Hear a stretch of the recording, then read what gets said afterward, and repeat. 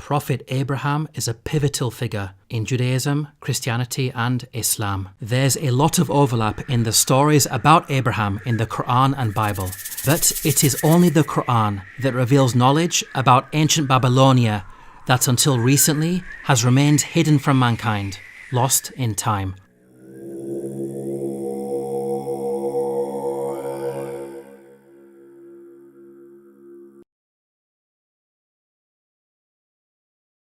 Jewish, Christian and Islamic sources all place Abraham's birthplace in ancient Babylonia, the region where we find modern-day Iraq. This region worshipped a multitude of gods and goddesses. Of particular prominence in the pantheon were celestial bodies such as the stars and planets. Each city had a patron god, which they worshipped as their main benefactor and protector. The moon god Nana, symbolized by the crescent, was worshipped at Ur and Haran. Shamash, god of the sun, represented by the solar disk, was worshipped at Larsa and Separ. Venus, personified as the goddess Ishtar, was symbolized by an 8-pointed star and worshipped at Uruk. According to Mesopotamian mythology, these three celestial bodies, the sun, the moon and Venus, formed an astral triad. Recent archaeological discoveries depict the special relationship between these deities. The stele of Ur-Nammu shows the sun and moon joined together. The Kuduru of King Melishipak depicts the astral triad in full. The Kuduru of Nebuchadnezzar shows the astral triad. The stele of Nabonidus also depicts the astral triad. The wide geographic distribution of these artifacts indicates that this astral triad was a prominent cult throughout the region.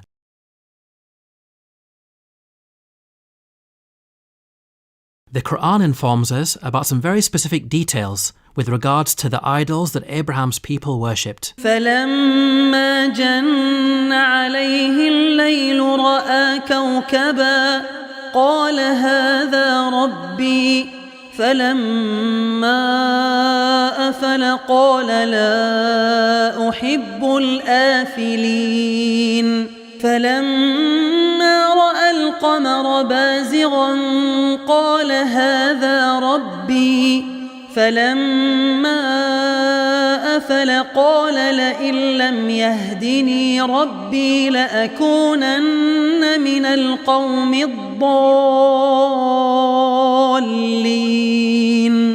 فَلَمَّا رَأَى الشَّمْسَ بَازِغَةً قَالَ هَذَا رَبِّي هَذَا أَكْبَرُ فَلَمَّا أَفَلَتْ قَالَ يَا قَوْمِ إِنِّي بَرِيءٌ مِّمَّا تُشْرِكُونَ.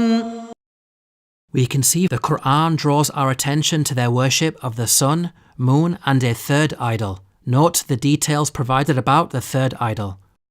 So when the night covered him, he saw a star. But when it set, he said, I like not those that disappear.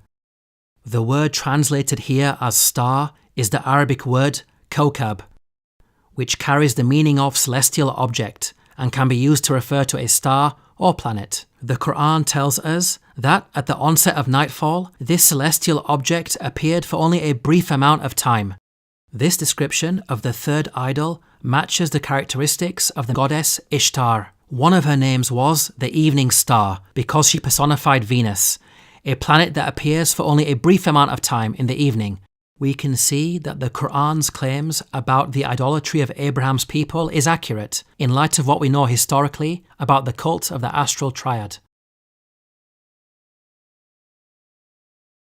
Amazingly, such knowledge of ancient Mesopotamian religion was lost for thousands of years. It was recorded at temple sites such as the famous Ziggurat of Ur, which was buried deep beneath the desert sands.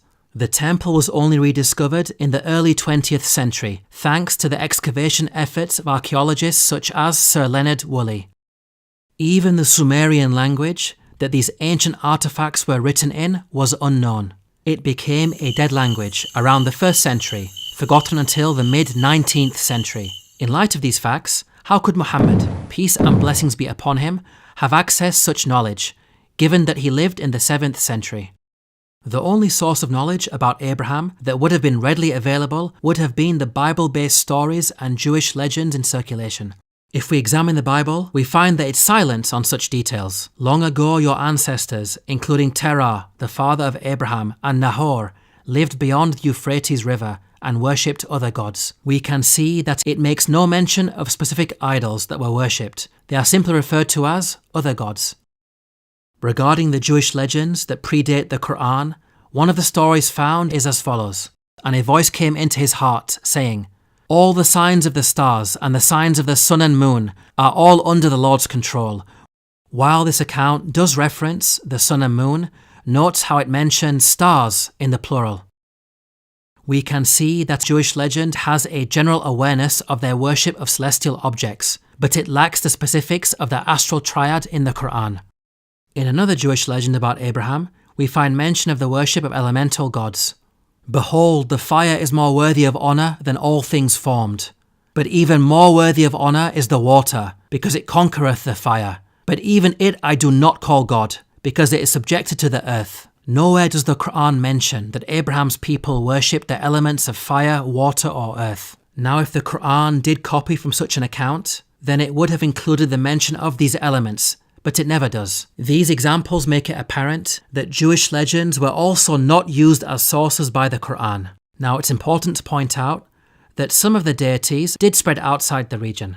For example, Ishtar was also worshipped in Arabia. However, she took on very different characteristics. She became the male deity Aftar, representing the god of thunderstorms, symbolized as an antelope. In Egypt, she was Astarte, the goddess of war, symbolized by a horse and chariot. These incarnations are radically different to their counterpart, Ishtar, the evening star. We can see that Ishtar had a chameleon-like quality. Her identity was constantly evolving, with her attributes, symbolism and even gender differing from region to region. This would have made it difficult for Muhammad, peace and blessings be upon him, to accurately pinpoint her identity in the context of Abraham. In conclusion, the Qur'an is filled with stories about past nations, with its author consistently demonstrating accurate knowledge of the unseen at different times and places in history. This is not a quality of human beings, but rather the divine. The Qur'an proclaims that God Almighty Himself revealed such knowledge. تلك من أنباء الغيب نوحيها إليك ما كنت تعلمها أنت ولا قومك من قبل هذا. To learn more about the miracles of the Qur'an, please download your free copy of the book, The Eternal Challenge, at the link below.